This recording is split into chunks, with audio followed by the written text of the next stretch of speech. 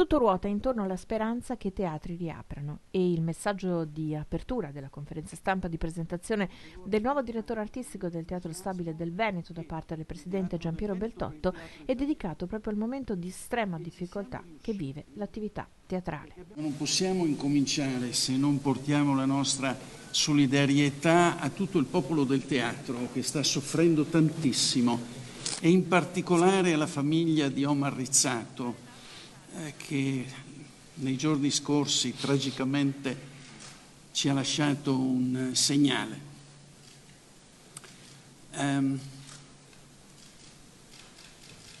È vero, stiamo soffrendo tanto, è vero, il teatro pubblico qua funziona. Giorgio Ferrara, un maestro, un regista che non ha bisogno di presentazione, è chiamato a dirigere quella che lui stesso ha definito un'officina creativa, un luogo di dialogo e confronto dove libertà e verità saranno al centro della discussione, un luogo in cui l'opera lirica, la musica, la danza e la prosa saranno protagoniste, una proposta culturale che non teme anche di essere eccentrica.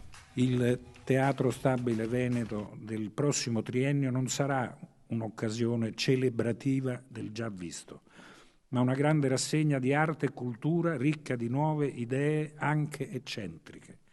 Il glamour sarà tutto nella scelta di understatement e di rigore. Diverse politiche e strategie dovranno essere messe in atto per andare incontro ai tempi, ai pubblici, alle richieste che vengono dal territorio. Il Teatro Stabile Veneto deve affermarsi come evento di punta del panorama culturale internazionale e come appuntamento da non perdere, non solo dal punto di vista dell'eccellenza artistica, ma anche da quello della competitività sul mercato dello spettacolo. Deve poter guardare con fiducia al futuro.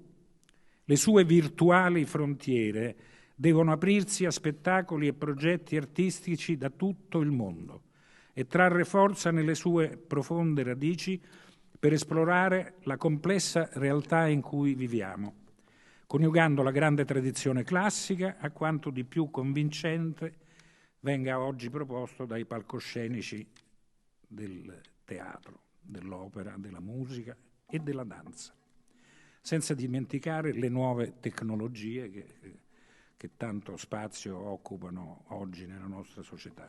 Ferrara raccoglie il testimone di 7 anni di direzione artistica di Massimo Ongaro. Oltre a lui, lo Stabile si avvarrà di Rina Bruck, quale regista residente, a cui è affidato il compito di formare i giovani talenti. Quei giovani che sono il fulcro di un progetto di produzione, quale quello dello Stabile, che punta a ritornare teatro nazionale, con la speranza che il sipario nei palcoscenici veneti possa alzarsi davanti ad un pubblico in presenza e non collegato in streaming. La mafia, la guerra e l'anelito